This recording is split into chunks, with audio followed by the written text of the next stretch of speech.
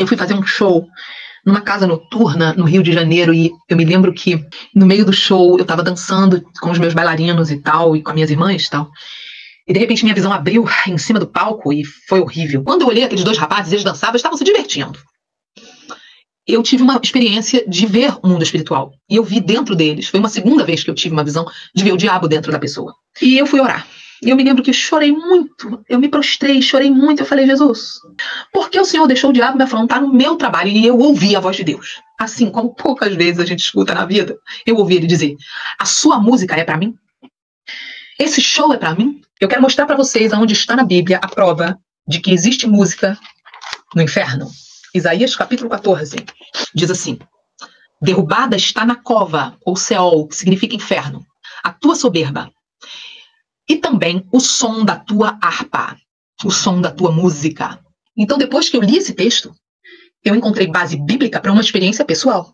Passado alguns meses, então, eu estava em casa adorando a Deus e eu estava ouvindo um CD do pastor Cirilo chamado Presença da Glória. E de repente, eu me lembro que eu resolvi ler o encarte do CD. E daqui a pouco eu fiz isso aqui, ó. Quando eu olhei o CD, eu comecei a ler um texto, tinha um texto no encarte do CD. E de repente, no meio do texto, tinha uma frase que dizia assim, Deus não criou a música para dar prazer ao ser humano. Quando eu li essa frase, abriu minha visão espiritual na hora. Até aquele momento, nem eu sabia que eu achava que a música era uma criação do homem e para o homem sentir prazer. Então, naquele momento que a minha visão abriu, eu vou te contar o que eu vi. Como se fosse hoje, eu me lembro. Eu olhei para o teto da sala da minha casa e o teto abriu espiritualmente. Foi como se fosse, gente, uma tela de um filme. Eu vi a base do trono de Deus. Era como se fosse... No meu espírito, eu entendi. A glória saía daquele lugar, era o trono. Havia como se fosse uma orquestra de anjos, músicos, com instrumentos que você nunca viu na sua vida. Com instrumentos que eu nunca vi na minha vida. Havia instrumentos que a gente conhece e instrumentos que a gente nunca viu. De repente, eu ouvi a voz do Espírito Santo dizendo, quando Deus criou o universo, Sara, ele criou a música. E de repente eu via uma mão, que era uma mão como se fosse a mão divina, pegando um anjo. Esse anjo estava numa posição de chefia. E aí a visão sumia e mudava. E aí eu via só essa mão estabelecendo esse anjo. E ela jogava esse anjo num lugar e dava a esse anjo algo. Eu via como se Deus tirasse dele um brilho e jogava nesse anjo. E esse anjo recebia esse brilho. E esse anjo se envaidecia. Esse brilho era o poder de inspirar melodias. E esse anjo, ele tinha uma posição de reger a orquestra. Ele era como se fosse o maestro da orquestra. E logo depois disso, sumiu aquela mão de Deus e só ficou aquele anjo. E eu vi claramente no coração daquele anjo, subia uma vaidade e vinha um pensamento, ficou claro para mim, tudo na visão eu ouvi e vi.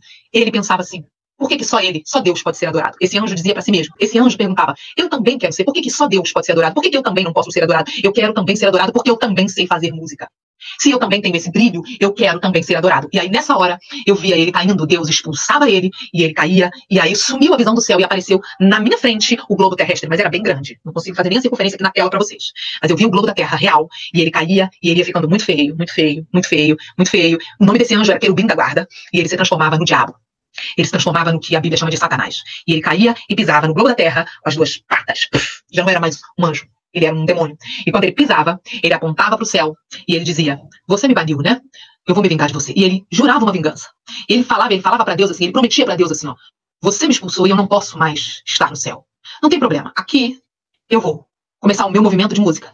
Eu vou cativar os meus adoradores.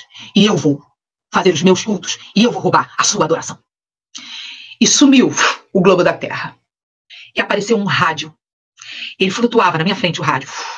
Ele não era desse tamanho aqui, não. Ele era bem maior, não consigo fazer a circunferência para vocês. Ele era preto. Eu me lembro como se fosse agora. E ele era igual aqueles rádios que a gente encaixa no carro. Aquele radinho antigo que se encaixa só a frentezinha no carro, sabe? Aquele aparelho. Que a pessoa tira a parte da frente do carro. Era aquele rádio. E ele flutuava. Ele tinha os dois botões. Um botão do volume e o do dial. De cada lado. E o rádio flutuava na minha frente. E aí eu ouvi a voz de Deus. Eu senti a presença de Deus do meu lado. Isso tudo, naquele momento na sala, ouvindo o CD do pastor Cirilo. E com o encarte do CD na mão ainda.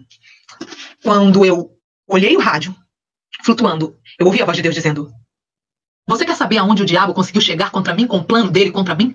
E ele disse, liga o rádio. Era o Senhor dizendo para mim, liga o rádio e você verá. Aí eu não entendi, o rádio acendeu sozinho, na visão. E ele dizia, gira o botão do rádio, e o botão começava a girar. Era como se aquele rádio, gente, fosse o rádio do universo. E o rádio começava a e passava todo o dial de todas as rádios da Terra. E no meu espírito eu começava a discernir. E ele dizia, conta, Sara, conta quantas rádios de música minha tinham bastante rádios de música de Deus. Bastante, bastante. E acabava o dial. E aí ele dizia, agora, gira o botão de volta e conta quantas rádios de música do mundo tem. Gente. Aí o negócio ficou bravo. Porque na medida que o botão começou a girar, eram milhares de rádios de música do mundo. Era muito maior, muito mais poderoso, muito mais forte.